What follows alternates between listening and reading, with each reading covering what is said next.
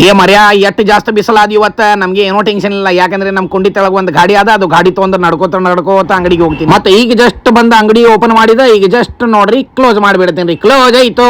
ಮತ್ತೀಗ ನೋಡ್ರಿ laptop open ಮಾಡಿ ಅದರ ಒಳಗೆ ನೋಡ್ರಿ ಒಂದು ಚಲೋ ಪಿಕ್ಚರ್ ನೋಡ್ತೀನಿ ಎಲ್ಲ ಕಸ್ಟಮರ್ ಜೊತೆ. ನೋಡ್ರಿ ಏನ ಪಿಕ್ಚರ್ ಹೆಸರು ಹೇಳಿಲ್ರಿ, ಇಟ್ಟು ಜಾಸ್ತಿ ಕಸ್ಟಮರ್ ಬತ್ತು ನೋಡ್ರಿ ಪಿಕ್ಚರ್ ನೋಡ. ಏ ನಡ್ರಿ ಇವತ್ತು ಪಿಕ್ಚರ್ ಇಲ್ಲ, ಎಷ್ಟು ಮಂದಿ ಬಂದಿರಿ ನೀವು ನಡ್ರಿ.